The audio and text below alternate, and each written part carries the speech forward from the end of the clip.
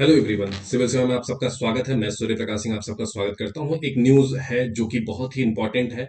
अब जो कानून की देवी थी, अब वो अंधी नहीं रही। आप देख सकते हैं कि उनका वेशभूषा बदल चुका है। आप देखे होंगे पहले मूवी में भी दिखाया जाता, तो मूवी ही बना दिया गया था कि अंधा कानून। आपको पता होगा अमिताभ बच्चन जी की मूवी थी जिसमें अंधा कानून ही बना दिया गया था कि भाई कानून ही अंधा है। बट क्या उस चीज का थीम था, कब आया, ये कैसे इतिहास आया इस चीज का, इसमें इसके बारे में पूरा इस वीडियो में जानेंगे। तो वीडियो तक लास्ट तक बने रहिएगा। पूरी इतिहास के बारे में इसमें जानेंगे कि क्यों पट्टी बनी थी, क्या चीजें थी, ये कैसे इंडिया में आई और क्यों बदला गया।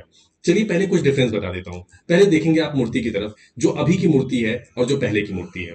जो पहले की मूर्ति है उसमें आप देखेंगे कि एक पट्टी बधी हुई है दोस्तों, और तराजू हाथ में है और तलवार दूसरे हाथ में है। लेकिन अभी की मूर्ति में आप देखेंगे किताब हाथ में है और बात है तराजू अभी भी हाथ में है, लेकिन वेशभूषा मुकुट ये इंडियन कल्चर का दर्शाता हुआ दिख रहा है। ये पूरा अब इंडियन कल्चर की तरह आपको मिलेगा।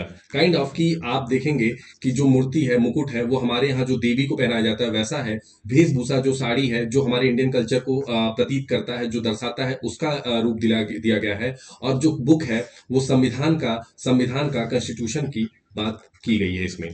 कहीं ना कहीं माना जाता है कि कुछ जज का कहना है कि ये जजों की लाइब्रेरी में भी पहले रखा गया था सेम मूर्ति, और उसी को अब कानून की देवी बनाया गया है। ये मूर्ति आई कैसे, ये मूर्ति आई कब, सवाल ये उठता है। इससे पहले जान लेते हैं कि इस मूर्ति की उत्पत्ति कैसे हुई। ग्रीक में उनकी देवी थी, उनकी पुत्री थी। क्या नाम था उनका? तो उनका नाम था डायका। डायका उनका नाम था। और उनका अर्थ होता है न्याय। न्याय न्याय इनका अर्थ होता है, इसका मीनिंग होता है, जो कि ग्रीक में न्याय देने का काम करती थी। उन्हीं के आधार पे ये मूर्ति सन 1700 ईस्वी में इंडिया में एक ब्रिटिश ने लेके आए थे। लेकिन फिर उसके बाद सन 18वीं शताब्दी में, सन 1700 ईस्वी और 18वीं शताब्दी में, सॉरी 17वीं 17वीं शताब्दी से लेकर के 18वीं शताब्दी तक जब तक हम लोग आते हैं, और इस मूर्ति को हम लोग अपने न्याय की देवी के रूप में अपना लेते हैं। किसके रूप में? न्याय की देवी के रूप में इसको हम लोग दोस्त अपना लेते हैं। उसके बाद कहानी बदल जाती है। आज तक हम लोग यही फॉलो करते आते हैं।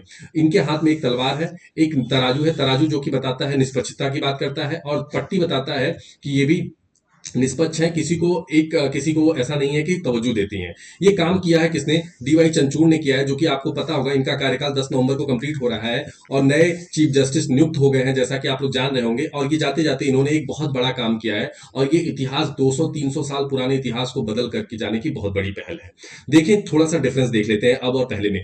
पहले तो धातु और पत्थर की मूर्ति हुआ करती थी, और अब सफेद रंग की मूर्ति होती है। आप देख सकते हैं पहले थोड़ा सा ब्रॉन्ज कलर का मूर्ति होता था। अगर मैं वेशभूषा की बात करूं तो पहले वेस्टर्न अटायर में होते थे, जो कि वेस्टर्न कल्चर को दर्शाता है, उनके ड्रेसेस को। अब भारतीय परिधान है, जो कि साड़ी को दर्शाता है, मुकुट को दर्शाता है।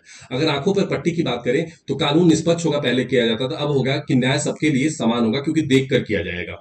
दाएं हाथ में तराजू था पहले, अभी भी तराजू है, लेकिन बाएं हाथ में अब चीजें बदल चुकी हैं। पहले हाथ में तलवार थी, अब क्या है? संविधान का प्रतीक एक किताब दे दिया गया है। माना यह भी जाता है कि ये जो देवी की मूर्ति है, अब भाई क्यों भारतीय देवी ना हो, ये सवाल भी उठता है लोगों के दिमाग में। तो अब ये जो 200 सालों का इतिहास था, ऐसे ही समय अनुसार चीजें हमें बदलनी चाहिए। और ये बहुत ही बड़ा कदम है सुप्रीम कोर्ट के द्वारा, जो कि ये अटायर को पूरी तरह से बदला गया, और इससे मानसिकता दर्शाता है।